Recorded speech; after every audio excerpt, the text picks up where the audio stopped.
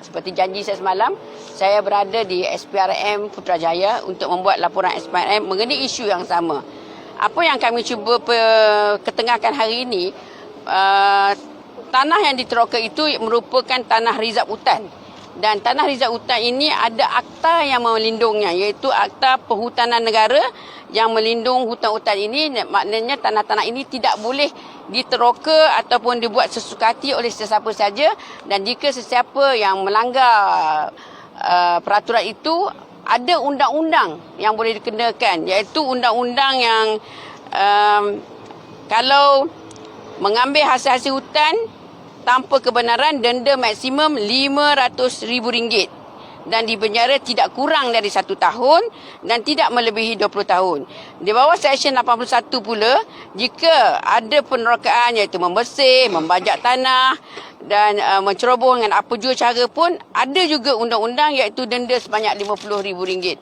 Persoalan kami daripada Putra hari ini, daripada Parti Putra, bagaimanakah tanah yang telah diterokai selama 40 tahun ya, dan seluas hampir 11,000 ekar, iaitu 404,000 hektar, tidak diambil sebarang tindakan oleh pihak berkuasa sehingga hari ini timbul perkara ini.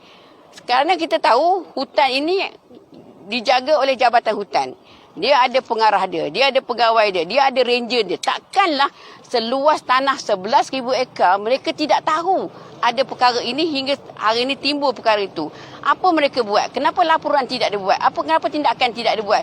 Sedangkan ada akta khas yang boleh mereka bertindak. Sebab atas dasar itulah kami hari ini datang ke SPRM melaporkan kepada SPRM agar perkara ini disiasat. Kita nak tahu sebab kita nampak seolah-olah ada unsur-unsur rasuah dan kita minta pihak SPRM menyiasat apakah isu ini yang sebenarnya.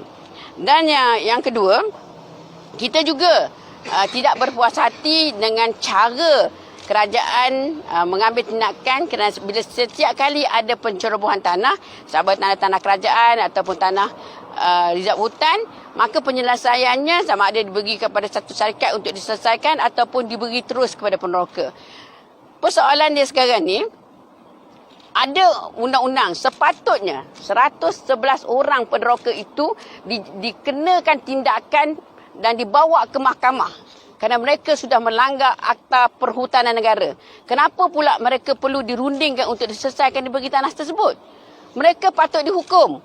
Kalau kita ada undang-undang di negara ini, kita tak buat, then might as well don't have undang-undang. Lebih baik kita just amalkan law of the jungle. Kita ada undang-undang, kita tak amalkan undang-undang kan.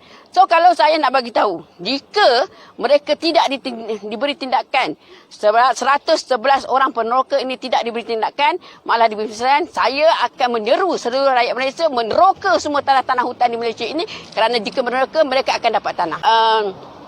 Seorang meneroka tanah dihukum 2 tahun penjara dengan RM50,000 denda. Sedangkan 111 meneroka 11,000 ekar dibagi pula satu bentuk penyelesaian whatsoever lah, atau whatever penyelesaian, tapi ada bentuk penyelesaian. Dan mereka berjaya pula membawa ke mahkamah dan mendapat penangguhan sementara atas tindakan ini. Ini satu perkara yang tidak adil. Dan pada saya ini satu perkara yang menyalahi undang-undang dan tak patut dipraktikkan sebuah negara negara kita sebuah negara yang berdaulat.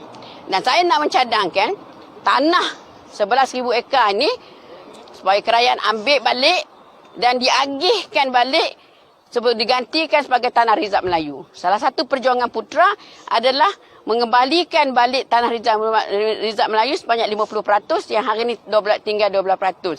Jadi 4,400 hektar ini dikonvertkan jadi tanah rizab Melayu dan diberilah pada bekas-bekas tentera atau bekas-bekas polis atau siapa saja yang layak, kerana ini ada di dalam peruntukannya.